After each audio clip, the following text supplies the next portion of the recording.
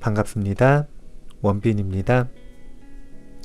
세상의 모든 지식을 출세간의 지혜로 꽃피우기 위한 공부, 원빈 스님의 도서관, 환희미소 시간입니다. 오늘은 아버지의 죽음 앞에서라는 책을 가지고 왔어요. 레이첼 클라크 지음, 박미경 옮김, 메이븐 출판사입니다. 표지에는 호스피스 의사가 아버지를 떠나보내며 깨달은 삶의 의미, 이렇게 소개하고 있고요. 영국의 존경받는 호스피스 의사가 인생의 마지막 순간에도 최선을 다해 살았던 환자들과 아버지에게서 배운 것들, 이렇게 소개하고 있습니다. 이 책을 읽고 이상하게도 살고 싶어졌다. 그것도 너무나 뜨겁게.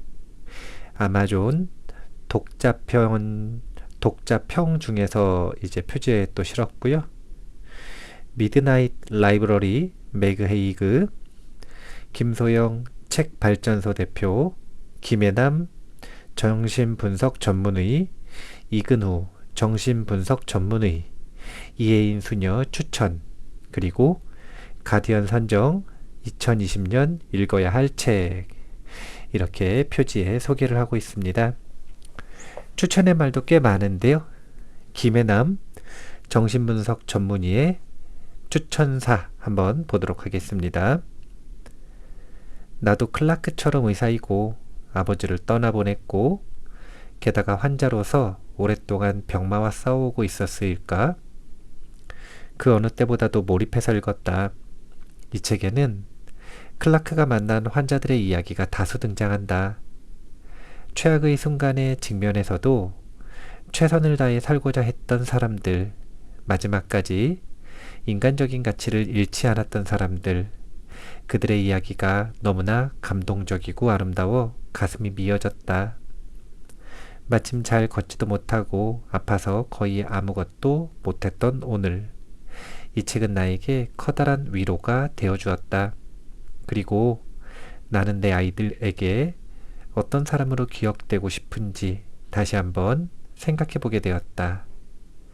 나도 클라크의 아버지처럼 멋지게 나다운 죽음을 준비하고 싶다. 김혜남 정신분석 전문의의 추천의 말이었습니다. 오늘 이 책을 고른 이유는 한 법우님이 이렇게 질문하셨어요. 스님께서는 자주 죽음에 대해서 명상해야 한다고 강조하셨습니다. 그런데 저는 막상 죽음에 대해서 명상을 하려고 하면 할 때마다 너무 무섭기만 합니다. 할 때마다 점점 마음을 어둡게 만드는 것 같은 이 죽음에 대한 명상을 계속해야 할까요? 이렇게 질문을 하셨어요. 제가 답변을 하기는 죽음에 대해서 명상을 할 때 무서운 이유가 있다면 아마 두 가지 정도일 것입니다. 첫 번째는 잘못된 견해가 있기 때문이고, 두 번째는 왜곡된 감정이 묻어있기 때문입니다. 감정의 문제는 쉽게 해결할 수 없지만 견해의 문제는 올바른 관점을 배우고 이해하면 쉽게 해결됩니다. 이를 위해 죽음 수업 법문이 존재하는 것입니다. 다만 죽음 수업 전체 시리즈 법문이 너무 기니까 죽음에 관한 다양한 관점들이 담겨있는 단행본들도 지속적으로 공부할 필요가 있습니다. 죽음에 대해서 긍정적인 관점을 공유할 수 있는 책 한 권을 선택해서 소개하도록 하겠습니다. 이렇게 답변을 하고 이 책을 골랐거든요. 이 책 속에서 죽음 속에서도, 즉 아직 죽지는 않았고 죽어가고 있는 상황 속에서도 희망을 품고 있는 이들의 이야기를 꼭 한번 찾아보셨으면 좋겠다, 이런 생각입니다. 프롤로그 읽어볼게요. 살아있는 한 모든 것이 충분한 순간은 없다. 그럼에도 이따금 달콤한 때도 있고 운이 좋다면 조금 더 지속된다. 레이먼드 카버엣이 그녀를 불행하게 만든 사람. 담배 연기가 자욱한 스튜디오에서 두 남자가 화이트 와인을 앞에 두고 하염없이 이야기를 나누고 있다. 그런데 한 남자가 몹시 찡그린 얼굴로 와인을 한 모금 홀짝인다. 황금 시간대에 방영되는 텔레비전 프로그램에서 술과 담배라니. 사실 그의 와인잔엔 술이 아닌 모르핀이 담겨 있다. 영국의 극작가 데니스 포터는 수술로도 치료할 수 없는 췌장암 말기에 다다랐다. 그는 방송 진행자와 이야기하는 동안에도 통증을 다스리기 위해 시청자가 보는 앞에서 모르핀을 벌컥벌컥 들이켜야 했다. 때는 1994년으로 영국에서 말기암에 대해 터놓고 이야기하지 않던 시절이었다. 그러므로 텔레비전에 죽음을 앞둔 환자가 아픈 모습 그대로 등장하는 것 자체가 충격이었다. 그러나 포터는 원래 드라마를 통해 사람들에게 충격적 진실을 알리는 데 능했다. 그날 저녁엔 쇠약해져가는 자신의 몸을 실시간으로 보여주며 극적인 장면을 연출했다. 당시 22살의 풋풋한 대학생이던 나는 죽음을 논하는 대담에 딱히 끌리지 않았다. 그런데 아버지가 지금 보지 않으면 나중에 후회할 거라며 반협박조로 함께 볼 것을 권했다. 결국 아버지와 텔레비전 앞에 나란히 앉아 불편한 속내를 감추며 죽음을 목전에 둔 인간의 적나라한 모습을 지켜봐야 했다. 포터가 약물에 의지하는 모습이 내게는 너무 아슬아슬해 보였다. 하지만 그런 부정적인 감정을 아버지 앞에서 내비치지 않으려고 노력했다. 의사인 아버지가 말기에 다다른 환자들을 치료할 때 모르핀을 쓴다는 사실을 잘 알았기 때문이다. 그날 나눈 대담은 포터의 마지막 공식 발언이 되었다. 2달 뒤에 포터는 세상을 떠났다. 하지만 그가 남긴 말은 스튜디오를 벗어나 수많은 사람들의 마음속 깊은 곳까지 메아리를 일으켰다. 그는 죽음에 대한 사람들의 선입견을 깨뜨렸다. 초라하게 저물어가는 모습이 아닌 치열하게 살아가는 모습을 보여줌으로써 많은 이들의 심금을 울렸다. 죽음을 코앞에 둔 상황에서 포터는 어린아이처럼 멋대로 살아가야 한다는 깨달음을 얻었다. 그에겐 과거나 미래가 아닌 살아 숨쉬는 현재가 중요했다. 우리가 확실히 아는 건 현재뿐입니다. 현재성이 워낙 강렬하게 다가오다 보니 다소 삐딱하게 들리긴 하겠지만 내 마음은 꽤 평온합니다. 포터가 입술을 한쪽만 씩 올려 웃으며 특유의 역설을 날렸다. 지난주에 글을 쓰다 창밖을 내다보는데 꽃잎이 보이더군요. 세상에서 가장 희고 탐스러운 아름다운 꽃잎이 그제서야 보이더란 말입니다. 세상 만물이 전보다 더 사소하기도 하고 전보다 더 중요하기도 합니다. 사소한 것과 중요한 것의 차이는 별게 없습니다. 하지만 만물의 현재 모습은 순간순간 눈에 들어오는 그 모습은 참으로 경이롭습니다. 그 순간 나는 영원히 변치 않는 행복의 열쇠를 건네받은 것 같았다. 아버지도 나와 똑같이 느꼈을 것이다. 어린아이의 순수하고 고양된 눈으로 세상을 경험하라. 막연한 미래나 서글픈 과거의 자취를 쫓지 말고 지금 이 순간을 살아라. 지금 이 순간이 당신의 마지막인 것처럼 살아라. 포터의 이야기를 들을 땐 정말 그렇게 살아야지 싶었다. 그런데 일상생활의 부질없는 걱정 때문에 현재성에 대한 포터의 통찰은 금세 내 마음속에서 흐릿해졌다. 포터 자신도 그런 현실을 알았기에 이렇게 꼬집어 말했다. 우리는 죽을 거라는 사실을 아는 유일한 동물입니다. 그런데도 담보대출금을 갚고 잡다한 업무를 수행하고 여기저기 돌아다니면서 영원히 살 것처럼 행동합니다. 데니스 포터가 사망한 지 23년이 지난 2017년 그의 발언이 내 마음속에 생생하게 되살아났다. 아버지가, 내가, 끔찍히도 사랑하는 아버지가 죽음과 사투를 벌였기 때문이다. 아버지는 대장암으로 6개월 넘게 화학요법 치료를 받았다. 주사, 혈액검사, 메스꺼움, 피로, 주사, 신경손상, 주사, 피하출혈의 악순환이 이어졌다. 그래도 아버지는 희망을 버리지 않고 치료에 매달렸다. 말기 단계임을 보여주는 정밀 검사 결과에도 불구하고 아버지는 더 살겠다는 의지를 강하게 보였다. 온갖 부작용에 시달렸지만 독성 항암제를 줄기차게 복용했다. 그래야 미래를 기약할 수 있다고 믿었기 때문이다. 아버지를 포함해 우리 가족은 시간이 얼마 남지 않았다는 두려움에 사로잡혔다. 하지만 흐르는 시간을 멈출 수 없기에 아예 시간을 의식하지 않으려 했었다. 아버지를 도우려면 어떻게든 현재에 집중해야 한다고, 아름답게 피어난 꽃잎을 바라봐야 한다고 생각했다. 그래야 암세포가 몸을 점령하는 동안 고통 속에서 생을 마감할 거라는 두려움을 의사인 아버지가 잠시라도 있을 수 있을 테니까. 문득 아버지가 런던에서 인턴 시절을 보내던 60년대를 추억하며 들려준 이야기가 떠올랐다. 아버지는 동이틀 무렵 병원을 빠져나와 모퉁이에 있는 술집으로 직행하곤 했다. 스틸팔 필즈 마켓에서 밤새 고기를 썬 사내들과 맥주잔을 기울이며 사흘 밤낮으로 당직을 서느라 쌓인 피로를 풀었다.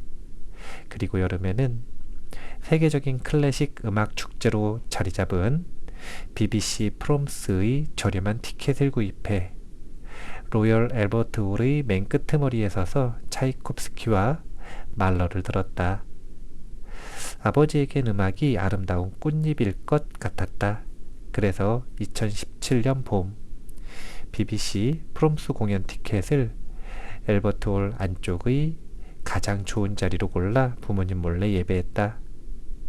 아버지가 가장 좋아하는 곡 중 하나인 에드워드 엘가의 교향곡 2번을 다니엘 바렌보임의 지휘로 베를린 슈타츠 카펠레 오케스트라가 연주할 예정이었다. 그때까지 아버지가 살아있을지, 설사 살아있더라도 런던까지 다녀올 기운이 있을지 장담할 수 없었다. 그렇더라도 나는 티켓이 희망의 부적인 양 침대 옆 서랍에 고이 넣어두었다. 영국인에게 2017년은 증오의 해로 여겨질 만큼 테러 행위가 빈발했다. 그렇지 않아도 전년도에 실시된 유럽연합 탈퇴에 관한 국민 투표 결과로 인해 온 나라가 어수선한 상태였다. 희망을 품을 만한 구석을 찾기가 어려웠다. 그러나 불신, 분노, 위험과 혼란 속에서도 본능적으로 펼쳐지는 연대와 도움의 손길은 우리에게 작은 위안을 선사했다. 어느 날 밤 아버지가 밤중에 불쑥 전화해서 물었다. 런던 브릿지에서 테러리스트들이 사람들을 차로 치고 다닐 때 그 간호사가 어떻게 했는지 들어봤니?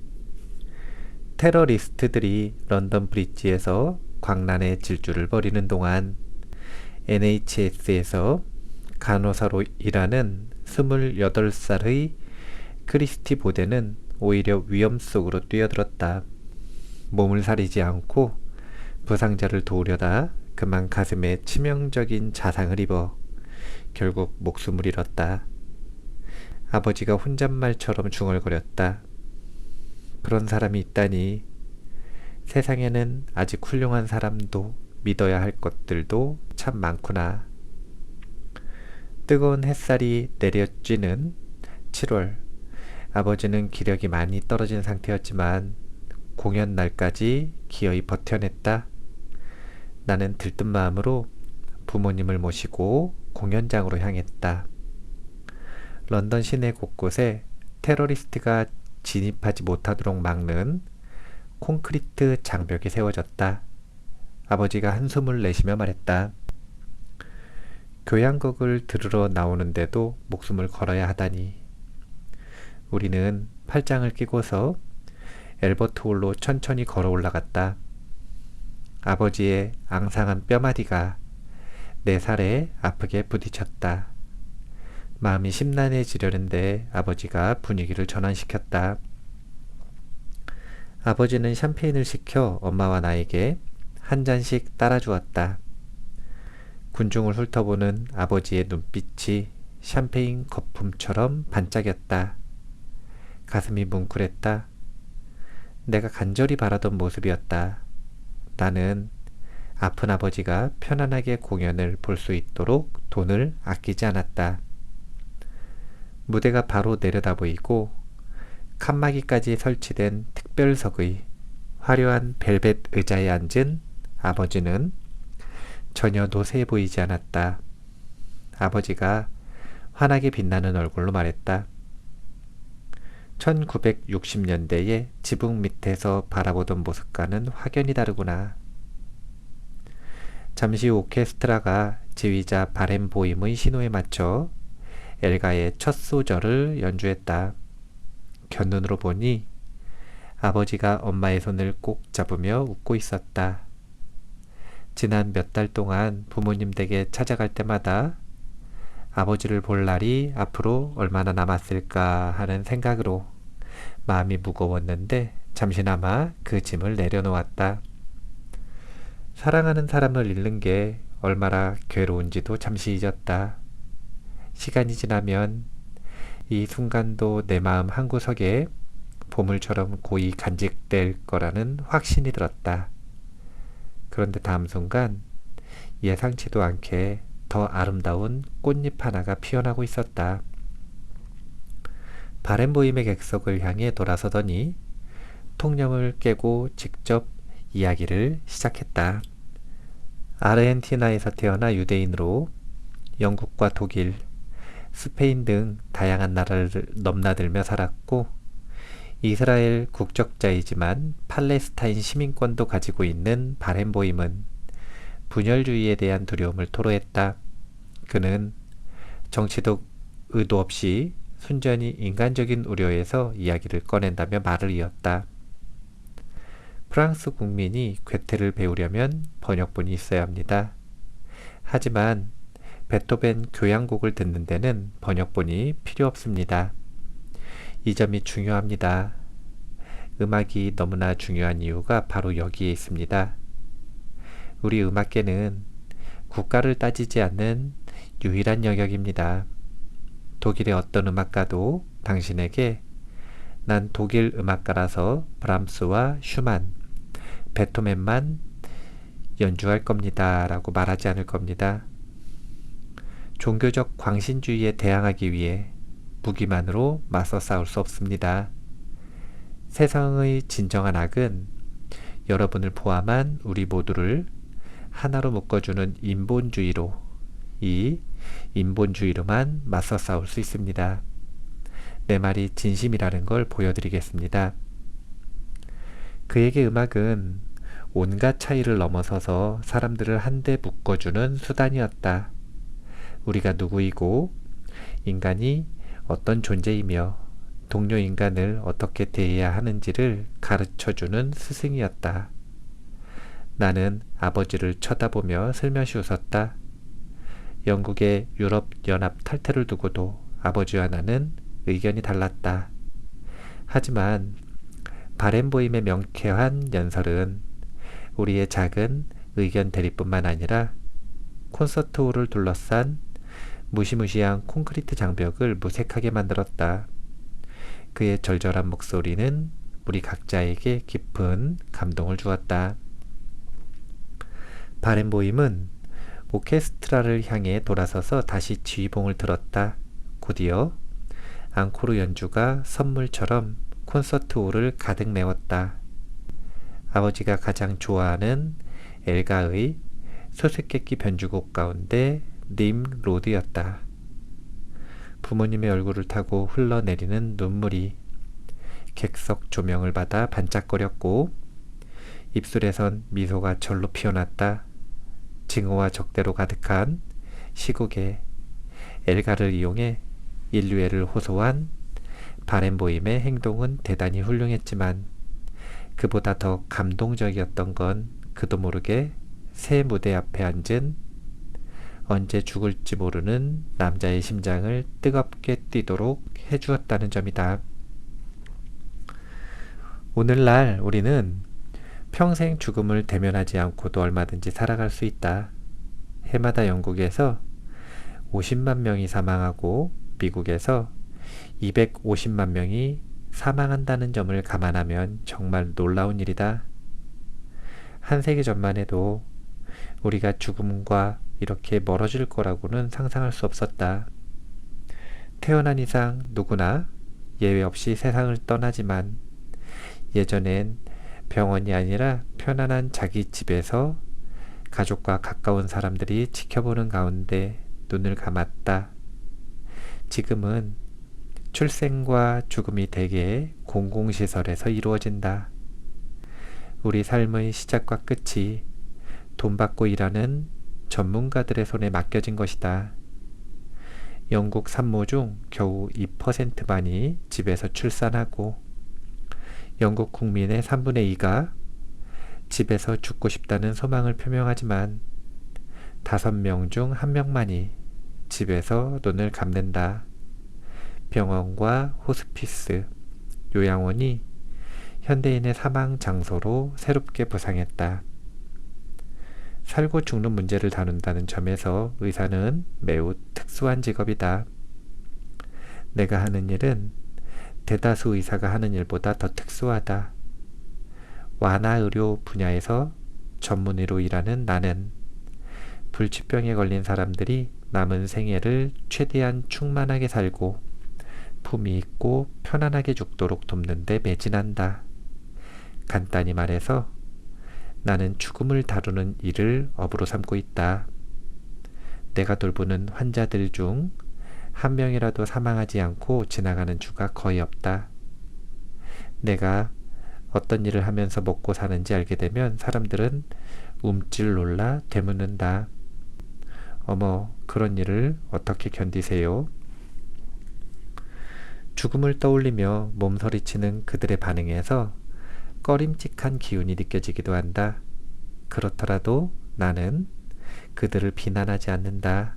나도 한때 그렇게 반응하곤 했기 때문이다. 사랑하는 사람과의 이별은 무척 괴롭고 아프다. 그리고 예전보다 좋아지긴 했지만 죽는 과정은 여전히 아기를 낳는 과정처럼 고통스러울 수 있다. 어느 환자는 언젠가 내게 이렇게 말했다. 난 죽는 게 두렵지 않아. 다만 이렇게 힘든 일인지는 미처 몰랐어. 의학의 매력은 이해하기 쉽다. 힘도 있고 존경도 받고 지위도 보장되며 고맙다는 인사도 자주 받는다. 아이의 심장을 다시 뛰게 하고 시력을 되살리고 절단된 팔다리를 붙여주고 신장을 이식하는 멋진 일을 할 수 있다. 그런데 수년 동안 치열하게 공부해서 왜 굳이 임종을 코앞에 둔 사람들을 돕겠다고 했을까? 하루가 멀다 하고 환자를 살리지 못했다는 패배감과 의학적 실패에 따른 좌절감과 상실의 아픔에 시달릴 텐데 뭐가 좋아서 죽음과 죽어감을 평생의 업으로 선택했을까? 신경외과 의사가 의학계의 스타로서 묻 여성들의 가슴을 설레게 하는 섹시한 주인공이라면 완화 의료 의사는 초라한 조연에 지나지 않는다. 우리는 그늘에 숨어 있다가 카리스마 넘치는 동료들이 더 이상 치료할 수 없다고 떠넘긴 환자에게 진통제인 모르핀과 미다졸람을 투여한다. 병원에서 일하는 사람들 대부분이 우리가 정확히 무슨 일을 하는지 모르며 굳이 알고 싶어 하지도 않는다. 죽음은 여러 가지 이유로 금기 사항이기 때문에 죽을지도 모른다는 두려움마저 누구하고도 터놓고 이야기하지 못한다. 내가 의사 자격을 따고 얼마 지나지 않았을 때 한 종양 전문의가 불치병 진단과 죽음에 대한 의료계의 전반적인 태도를 한 문장으로 정리해 주었다. 당시 우리는 화학요법 치료에 사력을 다했는데도 암세포가 너무 넓게 퍼진 어느 환자의 병상에서 막 물러난 상황이었다. 이제 우리가 더 할 수 있는 일은 아무것도 없어. 전문의가 싱크대에서 손을 씻으며 말했다. 사실 그는 손만 씻은 게 아니었다. 살겠다고 필사적으로 매달리는 환자도 씻어냈다. 그 환자는 이제 완화의료 쓰레기통으로 보내도록 해. 기가 막혔다. 의술로 더 이상 생명을 연장할 수 없는 환자는 아무 가치도 없는 생명체란 말인가? 그런 환자는 쓰레기처럼 내버려도 된단 말인가? 환자를 그렇게 취급하는 의사가 실제하다니. 당시엔 그보다 더 혐오스러운 태도를 상상할 수 없었다. 지금 생각하면 그가 자신의 무능력에 대한 당혹감과 불편함을 감추려고 별 생각 없이 내뱉었던 말이 아니었나 싶다. 죽음이 불러일으키는 감정은 그만큼 복잡하고 불편하다. 날마다 죽음과 씨름하는 나조차도 이 주제를 다룰 땐 무척 조심스럽다. 가령 내 아이들은 아직 엄마가 병원에서 정확히 무슨 일을 하는지 모른다. 아이들이 몇 살쯤 됐을 때 마음 편히 설명해 줄 수 있을지도 모르겠다. 아이들은 아마도 엄마가 사람의 생명을 구하는 일을 한다고 생각할 것이다. 의료에 대한 낡은 패러다임에 갇혀 있는 것이다. 메디컬 드라마에 나오는 의사는 허겁지겁 달려와 순식간에 상황을 파악한 뒤 이런저런 지시를 내리면서 숙련된 기술로 환자를 구한다. 망토 대신 청진기를 목에 두른 이 영웅적 의사는 생명을 연장하고 죽음을 부정하면서 마치 신이라도 되는 양 행동한다. 하지만 나는 어렸을 때부터 아버지를 보면서 이와 반대되는 의사상을 마음에 품었다. 의학적 성취는 다소 떨어질지 모르지만 더 조용하고 친절하며 인정 많은 의사상이었다. 아버지는 틈날 때마다 환자의 운명이 절망적으로 보일 때라도 의사는 늘 성심성의껏 환자를 돌보고 어떻게든 상황을 개선하려고 애써야 한다고 이야기했다. 어린 나이에도 그런 태도는 본받을 만하다고 여겨 마음에 깊이 새겼다. 그로부터 20년 뒤 다소 늦은 나이에 의사가 되어보니 요즘 병원은 지나치게 크고 업무가 눈코 뜰 새 없이 바쁘게 돌아간다. 이러한 병원 환경 때문에 내 아버지를 자랑스러워하며 마음에 새겼던 교훈이 겸손한 태도로 환자를 정성껏 보살피겠다는 다짐이 흔들릴 때가 있다. 피곤에 절은 의사들은 기계처럼 진료를 반복하다 금세 변이를 일으킨다. 얄궂게도 의사로서 나를 성장시켜준 곳은 대다수가 꺼리고 두려워하는 영역이었다. 바로 입원 환자를 대상으로 하는 완화 의료 병동이었다. 이곳의 업무가 다른 어떤 의료 형태보다 더 중요하고 더 큰 행복감을 안겨준다고 말하면 당신은 아마 내가 호스피트 병동에서 너무 많은 시간을 보내다 머리가 이상해졌다고 생각할지 모르겠다. 하지만 완화의료는 임박한 죽음이 아니라 삶에 집중한다. 특히 배려, 용기, 사랑, 자비 등 한 개인의 마지막 나날을 충만하게 해주는 가치들에 초점을 맞춘다. 혼란스럽고 지저분하고 지독하게 애달플 때도 있지만 그래도 이곳엔 죽을 수밖에 없다는 걸 알면서도 삶을 이어가고 사랑을 실천하는 사람들로 가득하다. 돌이켜보니 죽음과 죽어감을 다루면서 반평생을 보냈다. 여느 사람들처럼 죽음을 그저 남의 일인 양 여기며 살아가지만 나 역시 아슬아슬한 상황을 여러 번 겪었다. 테러리스트들의 폭탄을 간신히 피했고 빙판길에 전복된 차에서 겨우 기어 나왔으며 심지어 콩고 소년병들의 총탄 세례 속에서 도망쳐 나오기도 했다. 그러다 뒤늦게 죽음과 그것이 불러일으키는 필연적 상실감을 면밀히 살피고자 의사가 되기로 마음먹었다. 완화 의료를 전문으로 하다 보니 죽는 과정은 우리가 상상하는 것과 무척 다르다는 사실을 알게 되었다. 죽어감은 곧 살아감과 같다. 여기선 아름답고 달콤 씁쓸하며 부서지기 쉬운 게 인생이라는 삶의 본질을 반드시 이해해야 한다. 우리가 무슨 일을 하는지 알면 무척 놀랄 것이다. 레이첼 클라크. 프롤로그를 읽어드렸는데요. 사실은 프롤로그만으로도 지금 이 책의 뉘앙스, 이 책에서 다루고자 하는 내용을 충분히 이해할 수 있을 것이다. 감을 잡을 수 있을 것이다. 이런 생각이 듭니다. 뭐 논리적으로 이 책은 어떤 책이다. 이 책의 구성은 어떻다. 이 책은 이런 주제를 말한다. 이런 표현은 하나도 없죠.